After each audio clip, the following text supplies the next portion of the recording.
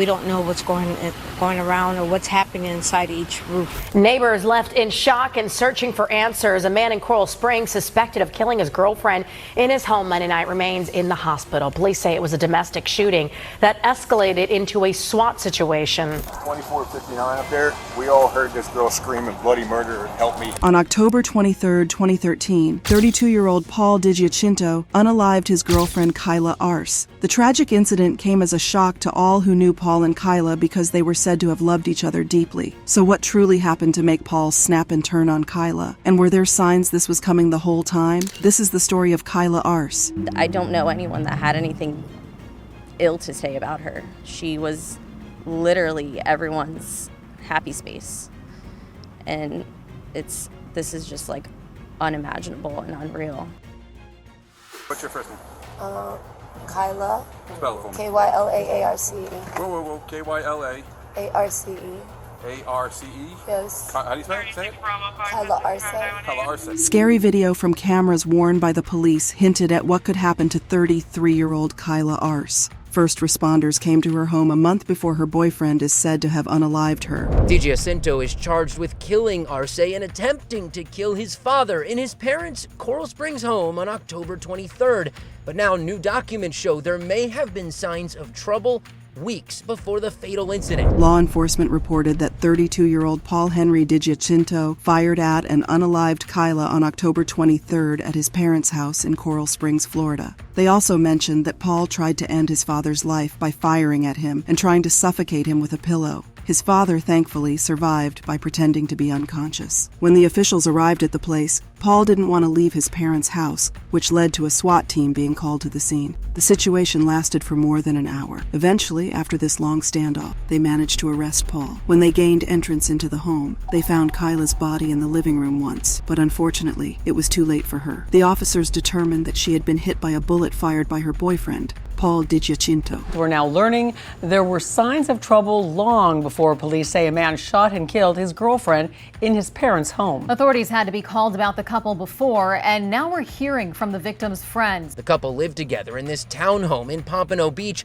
and a police report shows neighbors called 911 on September 17th after they, quote, heard a female screaming from inside the unit saying, help me, I want to leave you. Why won't you let me leave? You're a drug dealer. Over a month before this tragic incident occurred, deputies from the Broward County Sheriff's Office were called to the townhouse where Kyla and Paul lived together in Pompano Beach. The woman screamed, "Help me!" Bloody murder, basically. They opened the door and then she got back in, closed the door, and you hear tons of stuff screaming.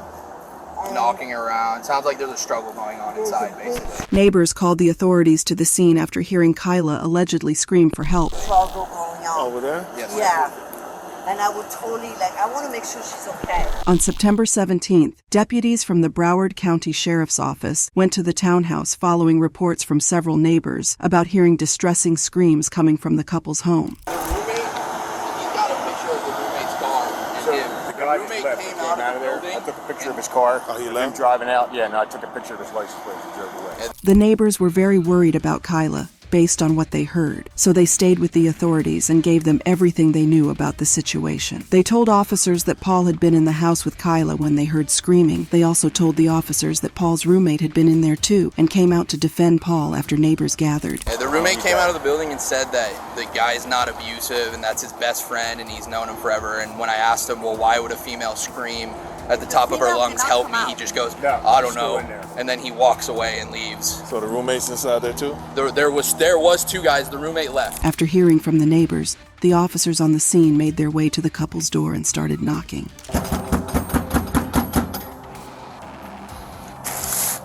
Broward County Sheriff's Office. With multiple sheriff's deputies on the scene, these same moments are caught on body camera recordings from different angles. Broward County Sheriff's Office. As the officers were knocking on the door, one neighbor popped out of his apartment to let officers know this was not the first time that kind of thing would be happening. Broward County Sheriff's Office. You hear it still in your apartment or not? You're at the door, so open it up. Every day. Every day. I can hear you at the door. Open the door. It's the sheriff's office. When Paul still didn't come to the door, the officers threatened to break it down or get someone with a key to let them in. Due to exigent circumstances, if we have to go ahead and break the door down or get someone with the key to open the door, we will.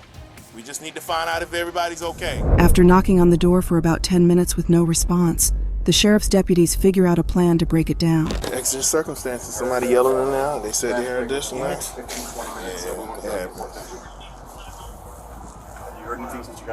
Yeah, they come up to the door and they kind of, you can hear it. You can hear them pressing up against. They're probably looking at you right now. The officers then call the fire department to help them with the door. This don't even have to go this far, but these people want to make it seem like I mean, if they want their door open forcefully, that's okay.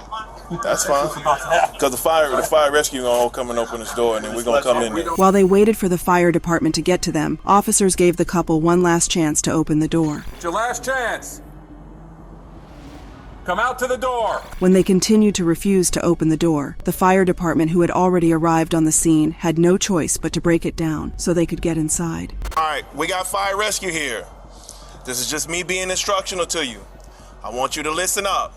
Fire rescue is going to come, and they're going to go ahead and breach the door. It's going to be damage to this door, so I'll just advise you to open the door now for us to find out. If they have to breach the door, people are going to be put in handcuffs and detained until we find out what's going on. It's just my warning to you, my first and final warning. These moments are again captured from multiple angles. Neighbors heard somebody yelling and screaming. They heard glass breaking. They heard furniture being thrown around. Let's try to this door, I mean, it's... I'm gonna try to hide. Yeah. I just whacked that thing with the fucking... We could hit it with the goddamn axe. The officers then proceed to breach the entry to the house, trying as hard as they could to cause very minimal damage to the door. Do you need a second set of hands? I just don't leave my head in front of the door.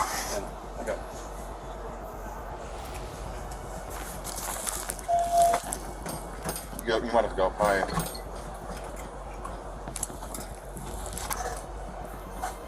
There you go.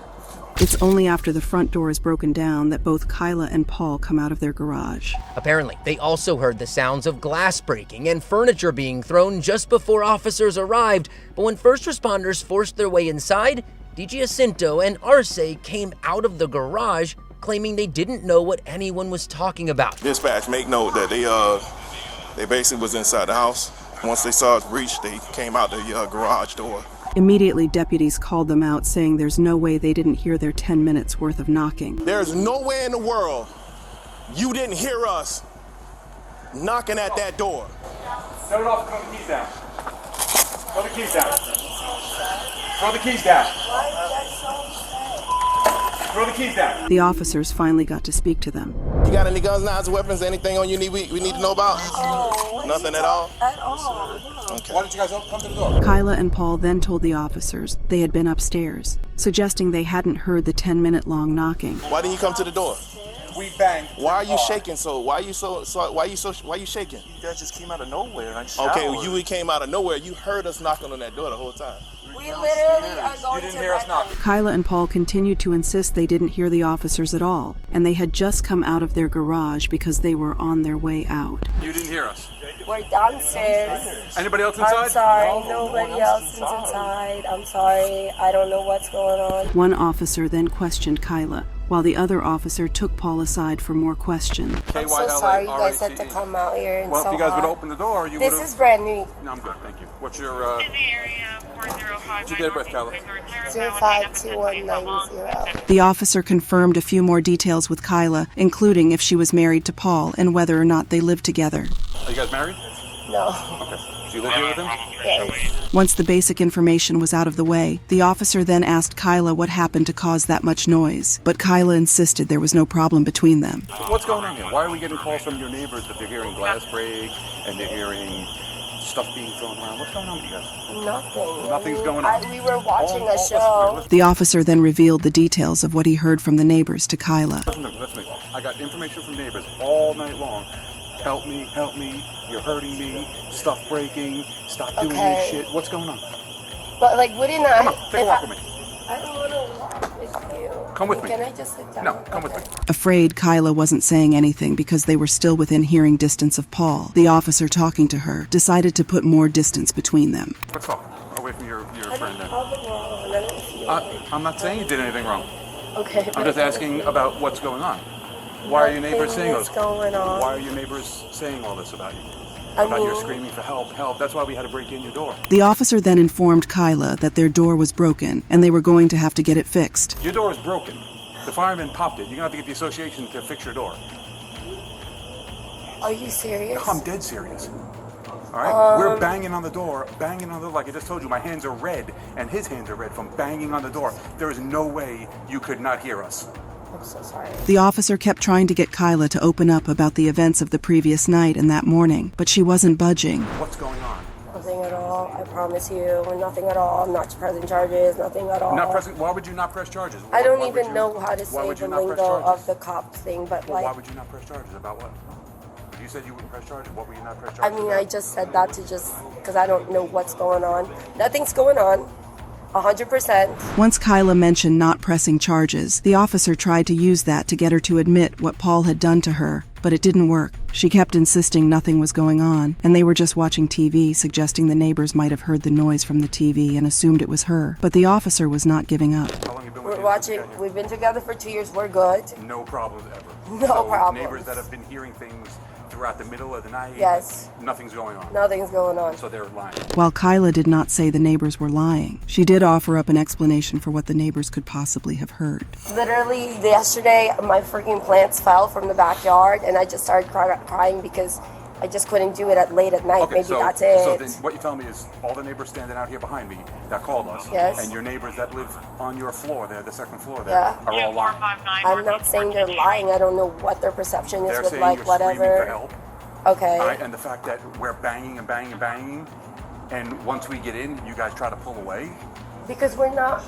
I didn't really hear you like that. Were you guys sitting in the garage the whole time? We're like sitting in the room. We're about to go get breakfast. And you didn't hear us banging on the door? No. That's Kyla, I find that hard to believe. Just we were ringing the bell. Okay, so Did then you hear I'm our bell sorry. ring? I'm sorry. The officer then asked Kyla if they saw the bell ringing on their phone. He likely asked them this because they have a video bell which is set up to send an alert to a device with a video of the person at the door. But Kyla continued to feign ignorance. Did your bell go to the phone or his phone? No. So why do you guys have a video bell? It doesn't go to mine. Does it go to his? I don't know. At this point, the body camera shows the second officer who pulled Paul away, talking to him. Come talk to me for a minute. What's your name again? Paul. Alright, Deputy Allen, bro. Look, situation didn't even have to go this far. Well, I don't know what's talking about. I get it. Paul, like Kyla, was maintaining nothing was going on, and everything was fine. I don't know what's You're going shaking on. like it's like... Yeah, because who wouldn't? Not only that, you got What's going scratches all over you and stuff like that. What's going on? Talk to me. I have no idea what's going on. You tell it exactly. How do you have nothing was going on, dude? You're coming out of the garage. You're shaking like crazy. You got scratches all over. I get it. No matter how hard the officer tried to get Paul to talk about what was actually going on, Paul was proving hard to crack. I'm shaking because all of a sudden someone just blocked. So you live here with someone else? That's by myself. You live here by yourself, or who is she to you? She's my girlfriend. Okay, so who was the other dude that was here? A friend? The officer again gave Paul another chance to confess. Okay, so what happened? Nothing. We were just hanging out. We watched TV and that's it. But everybody was yelling and screaming. You got neighbors over here, and people don't even live here saying that she was screaming at the top of her lungs. Something was going on.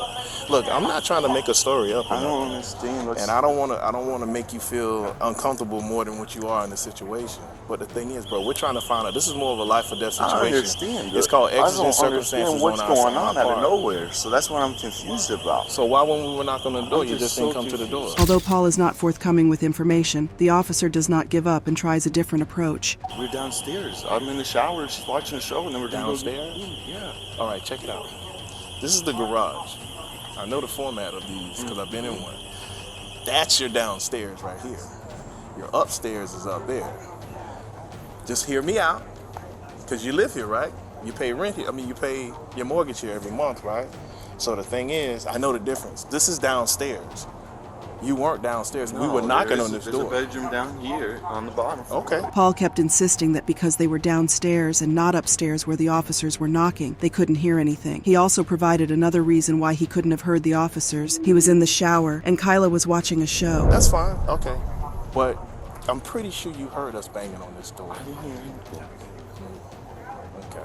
Look, I can't make you tell us what's going on. All the time. I hear things going all the time, so I don't know. Yeah. What is what? When you live right next to each other, you hear things all the time. So As hard as Paul and Kyla tried to convince the officers there was nothing going on, the one thing they could not explain or convince the officers of, the screaming. How come so many people heard a woman's voice screaming for help if nothing was going on? Well, your neighbors and everybody heard you screaming. Heard her screaming. Like something was wrong. And then she's not answering, so therefore that gives us even more of a suspicious incident where we got to go and find out who's alive and who's dead, or see if anybody's okay. That's where we're coming from. okay, I mean, yeah, but everyone's fine. I mean, I get it. Since Paul was still feigning ignorance, the officer decided to check out his story by checking out the downstairs he said they were in when they were knocking on the front door. Okay. So do me a favor. You said it's a bedroom right here. Open this up for me.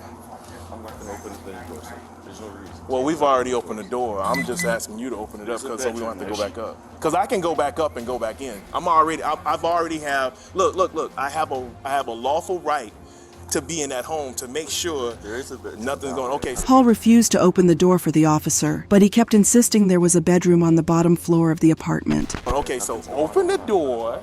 Let us check, and then we're good. What is the reason? I don't understand. She's here. I'll go check. She's here. That's it. Yeah, he's saying it's a bedroom down there. That's okay. I'll make sure you don't have to cooperate. We're good. I just asked him to open the thing because so the door is already open and we have lawful right to be here. So just open the thing. At this point, the officer talking to Kyla, and Kyla moved down to join Paul and the other officer. Kyla, they think someone else is in the house. That's what they're trying to say to me. We want to make sure everyone's okay. Yeah, there's no one else in here. Okay, well open it up. Okay, well open it up then. For what? Okay, well I'll just go upstairs and go down. Since Paul and Kyla wouldn't cooperate with the officers, one of them decided to go upstairs through the already breached door and check things out for himself. Okay. I just asked him that. That's all I said. Everything is being recorded here. During this entire situation, the couple kept giving conflicting explanations, while Kyla repeatedly said sorry. You said nobody else is here. He just said his friend was here and his friend just left. Now tell me the truth. Yeah, but I'm downstairs. There's too many people. Listen to what I just said. Yeah. You just told myself and this deputy that nobody else is here. He said his friend was here and his friend left. So now you're saying that. So now you got conflicting stories. She may not know because she doesn't go upstairs to see. Well, how do you not know when you've been in the house the whole time? Both Paul and Kyla continued to try to convince the officers that you can't hear anything going on upstairs in their apartment if you're downstairs. Well, how do you not know when you've been in the house the whole time? There's three, like it's too much. I barely hear anybody downstairs. I work on my computer, and nothing's going on. I don't know, it wasn't here. The officers tried to confirm that everything is actually okay, and Kyla kept saying she's fine and doesn't need any help. So you're safe, everything's good? Everything's good, look at me. Okay. Look at my face, I'm good. And how long have y'all been together? That you guys Couple years. Couple years. Y'all have any children involved? Trying to. You're trying to, okay. You guys married? Just boyfriend and girlfriend, just been dating? Okay. Okay. I mean, I didn't realize that we were. We're not done yet, but in the future, if we're knocking on the door, just hi, hello.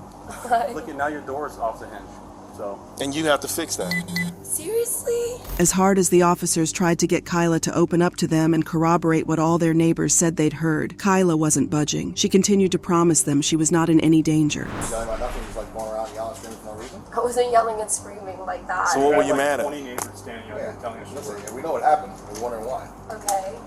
Just yelling and screaming. What were you doing? Why were you yelling? Yeah, it's not normal to yell and scream. Unless you're crazy. Look, we're not here. Look, basically, we're not here to get y'all in trouble. We're not here. Kyla assured the officers she understood where they were coming from, but she was safe. So I guess not the what bad you're guys, saying is that someone was screaming and then the mail came out just like so rapidly. Yeah, and they also gave us the perfect description. They said you two were still inside. Yeah, so I guess I see what you're saying there. Okay, all right. Alright, my bad. I'm sorry.